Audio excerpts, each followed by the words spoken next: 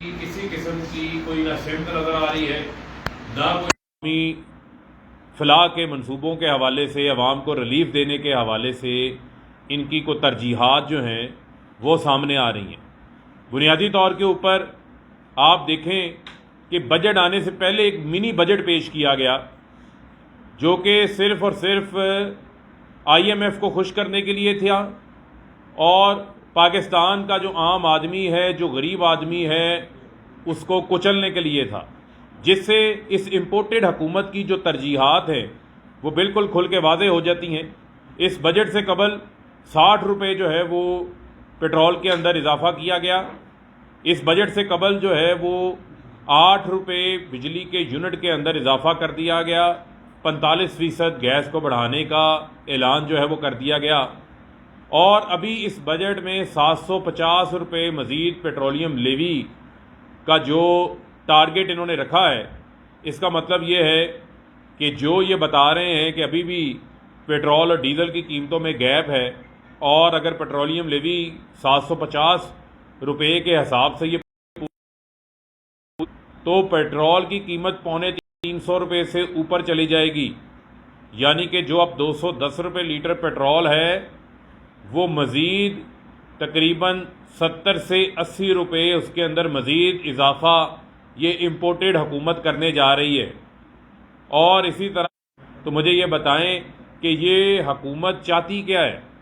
یہ حکومت وہ حکومت ہے جو یہ کہتے تھے کہ 137 روپے لیٹر میں پاکستان کی عوام پیٹرول نہیں خرید سکتی، اور بھائی آپ کو رشین کونسل جنرل یہ بار بار یہ بات کہہ رہا ہے کہ آپ ہمارے ساتھ بیٹھیں، نیگوسیٹ کریں، بیان سامنے آ گیا۔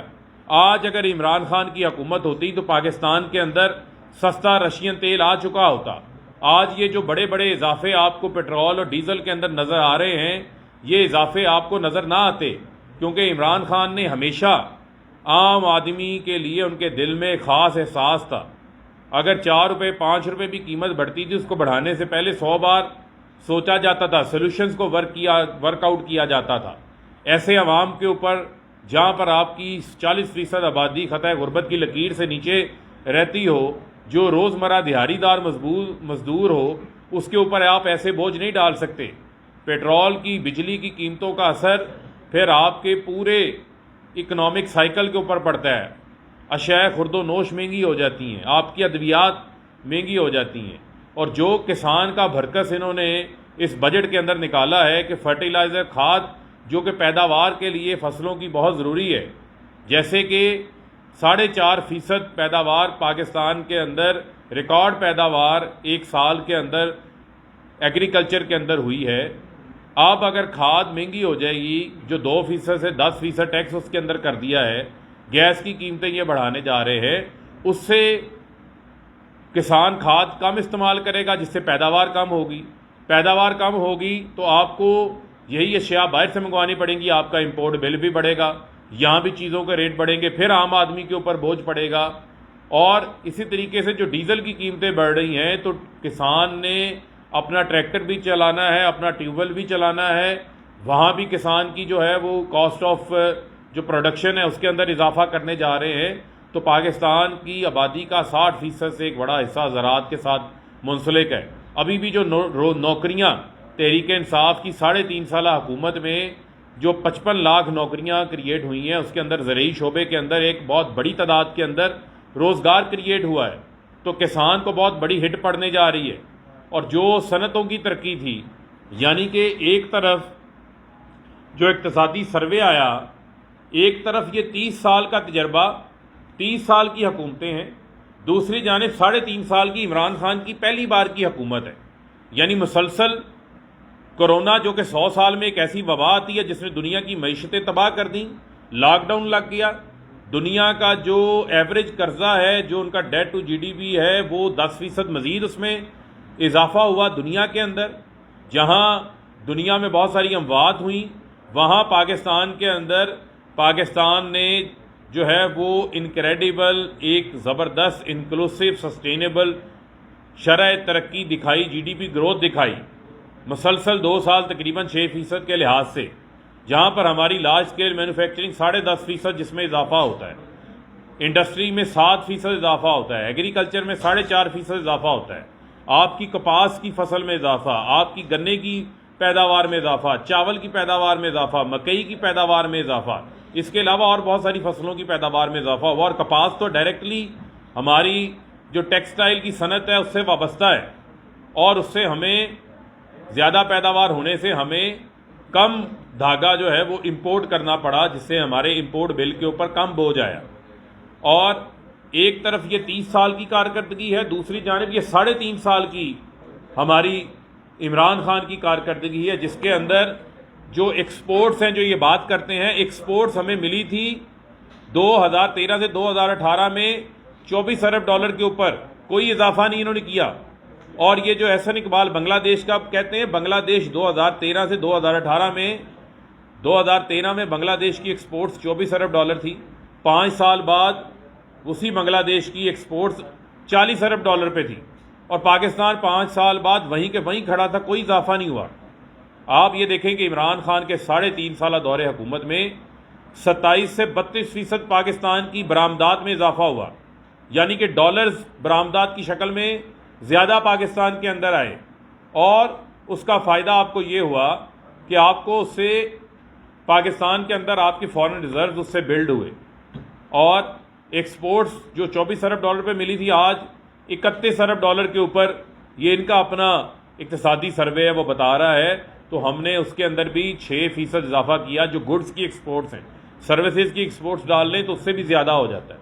پھر جو تحصیلات زر، جو بیرون ملک 90 لاکھ پاکستانی ہیں جن سے انہوں نے ووٹنگ رائٹ ان کا چھین لیا ہے، جو بیرون ملک پاکستانیوں کو یہ امپورٹڈ حکومت تنگ کرنے میں کوئی کسر نہیں چھوڑ رہی۔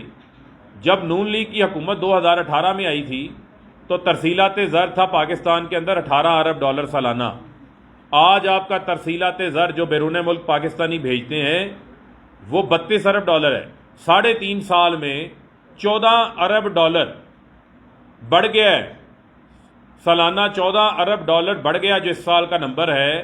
اگر کمپیریزن کروں میں 2018 کا اور سال 2022 کا، اس وقت 18 ارب ڈالر تھی، 2022 میں آج وہ 32 ارب ڈالر ہو گئی ہے، یعنی کہ اس کے اندر بھی 68%، یعنی کہ 68% اضافہ اس کے اندر نظر آ رہا ہے۔ اور نون لیگ کے دور حکومت میں ایکسپورٹس اور ترسیلات زر کو ملا کے نیٹ پاکستان کے اندر جو نیٹ ڈالر فلو تھا وہ تقریباً 42 ارب ڈالر تھا، اور اگر اس سال کی آپ ایکسپورٹس کو اور آپ ترسیلات زر کو ساتھ شامل کر لیں تو یہ 63 سے 64 ارب ڈالرز کا انفلو پاکستان کے اندر بن جاتا ہے۔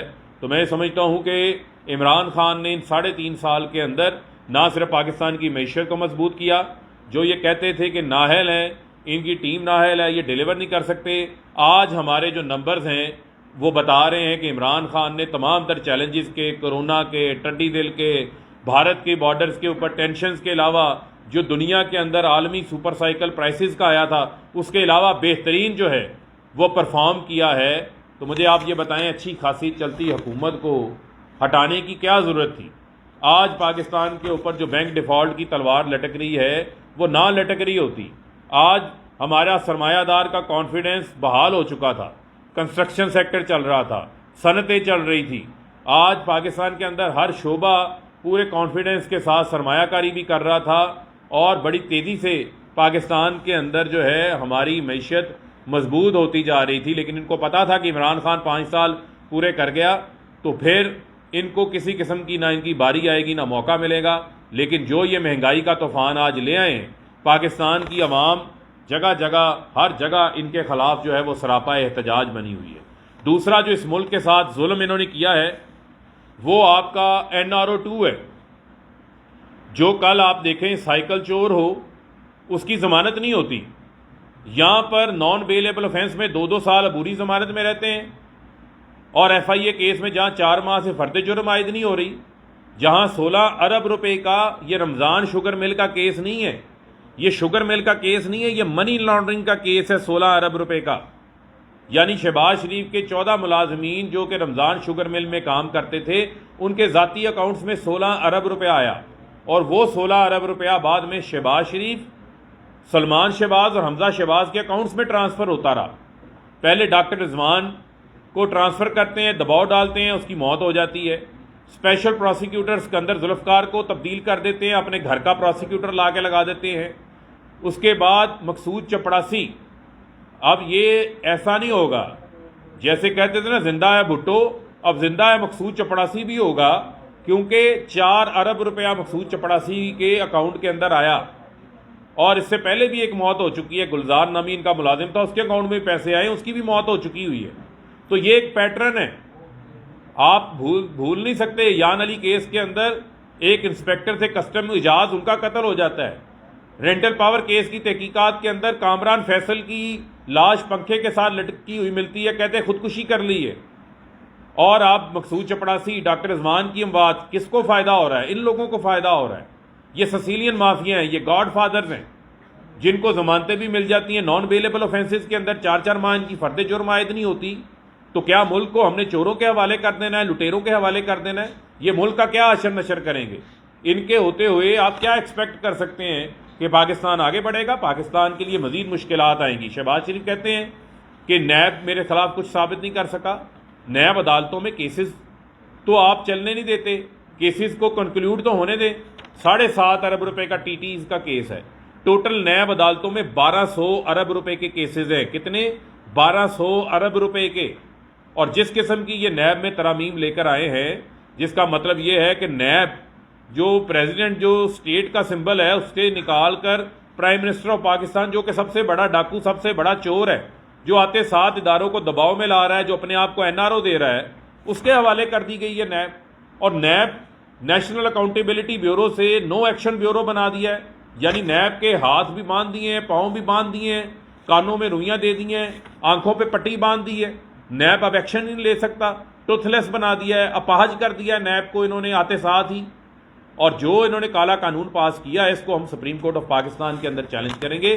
Supreme court already fair trial کا نوٹس لیا ہوا ہے سپریم کورٹ آف پاکستان نے, اور اس کے اندر یہ تمام چیزیں سامنے آنی چاہیے. پاکستان کے اندر پاکستان کے جو حکمران ہیں, جو گھس بیٹھیے ہیں, جو بیرونی سازش کے تحت آئے ہیں, وہ پاکستان کے قانون کا مذاق اڑا رہے ہیں. پاکستان کے اندر اکاؤنٹیبلٹی کے عمل کے آگے سب سے بڑی رکاوٹ بنے ہوئے ہیں.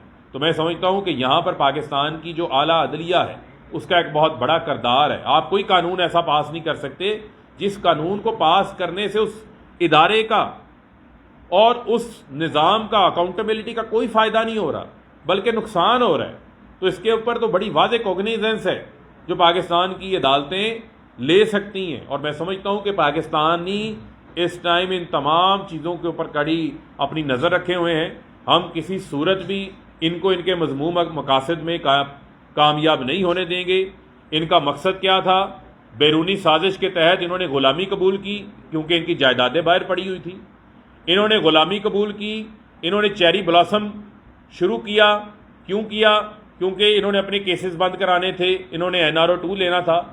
ملک اچھا خاصا چل رہا تھا, آزاد خارجہ پالیسی کے اوپر انہوں نے غلامانہ خارجہ پالیسی اپنائی. وجہ کیا تھی کہ انہوں نے پاپڑ والے, فلودے والے, مقصود چپڑاسی والے اپنے FIA کے کیسز کو بند کرنا تھا. اس کے علاوہ ان کا عوام کو ریلیف دینے کا کوئی ایجنڈا نہیں تھا. اور دوسری جانب آپ نے دیکھ لیا کہ عوام مہنگائی کے خلاف سراپا احتجاج ہے, عوام لوڈ شیڈنگ کے خلاف سراپا احتجاج ہے, عوام کے لیے آئے روز مشکلات کے اندر جو ہے وہ اضافہ ہوتا جا رہا ہے. اس کا واحد حل جو ہے, جو ہمارا مطالبہ بھی ہے, کہ ان چوروں ڈاکوؤں کا جو لوٹ میلہ لگا ہوا ہے ان سے نجات حاصل کی جائے اور ملک کو فوری انتخابات کی طرف لے کے جایا جائے. فوری انتخابات کے علاوہ اور کوئی چارہ نہیں ہے اس ملک کے اندر. انتخابات کی طرف آگے بڑھنا ہوگا تاکہ ملک کو مزید نقصانات سے بچایا جائے. اور میں یہ مشورہ دینا چاہتا ہوں یہ تمام PDM کو کہ جیسے اب اتحاد ہے, یہ اتحاد بنا کے الیکشن لڑیں. یہ اب اکیلے اکیلے الیکشن میں نہ جائیں. اور جو ان کا انتخابی نشان ہونا چاہیے وہ اب چیری بلاسم ہونا چاہیے.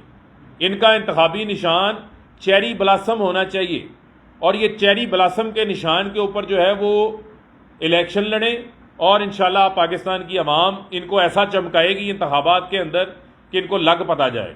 جی جس طرح آپ نے کہا کہ ایکسپلور ہو رہے ہیں جو پاکستان کی حکومت ہے, تو آپ पूरे इंतखाबात क्यों चाहते हैं? आप नहीं समझते कि मजीद रहेंगे तो मजीद भी जो है ये जो काम है वो अगले टुकड़े में सामने आएंगे? देखें, हमारा इक़्तिदार हमारी मजबूरी नहीं है।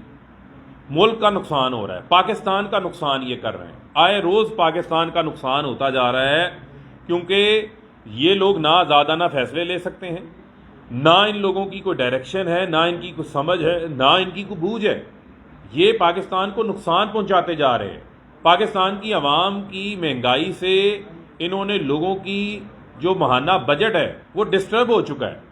आज आम आदमी अपने बच्चों की स्कूल की फ़ीस देगा या अपने बच्चों को 2 वक्त की रोटी खिलाएगा, वो परेशान है जितना इन्होंने इजाफा कर दिया है। यहाँ पर ज़रूरत थी इस बजट के अंदर पाकिस्तान की आवाम को रिलीफ दिया जाता। रिलीफ देने की बजाय इन्होंने NRO 2 दे के अपने आप को रिलीफ दे दिया। यही वजह है कि हम फौरी इंतखाबात चाहते हैं, ताकि एक अवामी हुकूमत इक़्तिदार में आके अवाम की बेहतरी के लिए फ़ैसले ले सके, वो IMF के आगे बिल्कुल लेट ना जाए।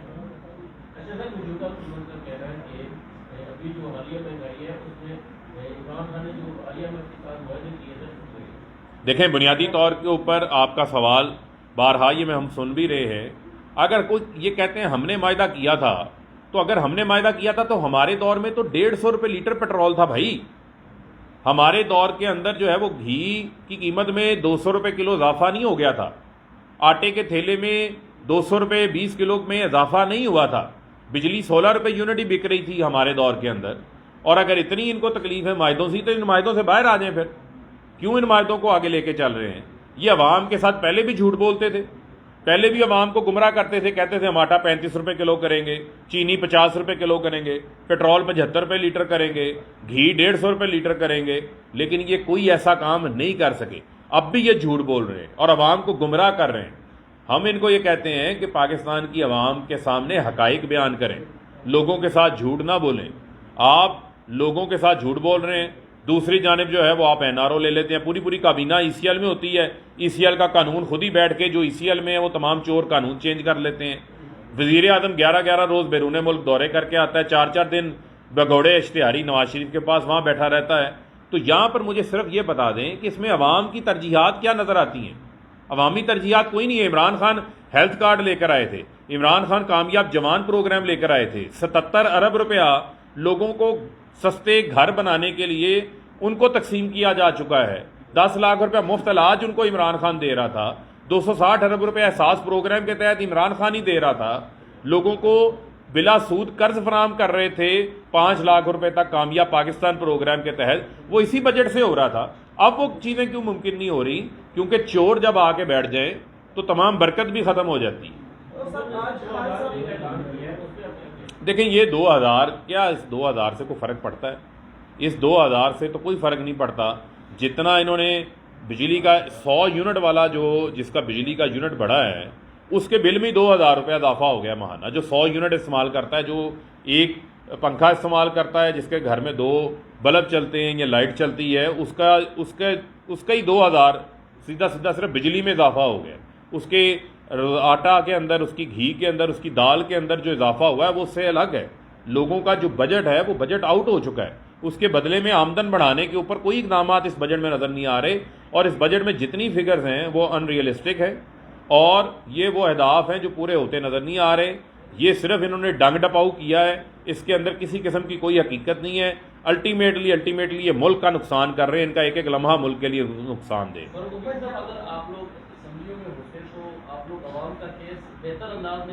देखें, हमारा काम है अवाम की नुमाइंदगी करना। हम अवाम की नुमाइंदगी बाहर बैठ के भी कर रहे हैं। और आप क्या चाहते हैं हम उन असम्बलियों में चले जाएं जिन असम्बलियों को इन्होंने छांगा मांगा बना दिया, जिन असम्बलियों के अंदर इन्होंने ज़मीर फरोशियाँ कराई, जहाँ बैठ के ये काले कवानीन पास करना चाहते हैं, अक्सरियत के ज़ोर के ऊपर आवाज़ को बुलडोज़ करना चाहते हैं। हम तो कहते हैं ये असम्बलियाँ अब इस काबिल ही नहीं है। इन असम्बलियों से बाहर निकलें, पाकिस्तान के जमहूरी निज़ाम का मजाक ना बनाएं, उसकी तौहीन ना करें, फौरी इंतखाबात की तरफ चलें। मैं बार बार ये बात कह रहा हूँ। आप आज माइक लेके निकल जाएं, सर्वे करा लें, पाकिस्तान की आवाम फौरी इंतखाबात मांग रही है, और लोग अपना हक़ राय दही इंतखाबात के अंदर इस्तेमाल कर सकते हैं। उसके अलावा और क्या करे पाकिस्तान की आवाम? या वो सड़कों पर आ सकते हैं, या वो अपना हक़ राय दही इस्तेमाल कर सकते हैं। पंजाब की जो इंतखाबात हो रहे हैं 20 सीटों के लिए, اس کے کینڈیڈیٹ کے لیے آج خان صاحب انٹرویو کر رہے ہیں. تو کرائٹیریا کیا ہے, کیا جو غلطی آپ لوگوں نے ماضی کی ہے, جو آپ کے لوگ جو ہے منفرد ہوئے ہیں, کیا اس دفعہ تو غلطی نہیں دیکھیں, اسی وجہ سے وہ خود انٹرویوز کر رہے ہیں اور لوگوں کے ساتھ ملاقاتیں کر رہے ہیں. لیکن مجھے تو صرف یہ نہیں سمجھ آ رہی کہ پنجاب حکومت میں ابھی تک وزیر خزانہ ہی نہیں ہے, بلکہ وزیر خزانہ کیا ہونا ہے, وہاں وزیر اعلیٰ ہی نہیں ہے, تو وہ کل پنجاب میں کیا بجٹ پیش کریں گے؟ یعنی حکومت نام کی نہ وفاق کے اندر کوئی جگہ ہے, نہ حکومت نام کی کوئی پنجاب میں کوئی چیز ہمیں نظر آتی ہے. حکومت ہوتی ہے عوام کے لیے. یہ تو جس دن سے آئے ہیں یہ اپنے آپ کو نوازنے میں لگے ہوئے ہیں اور ان کا کسی طرف کوئی دھیان نہیں ہے. بہت شکریہ.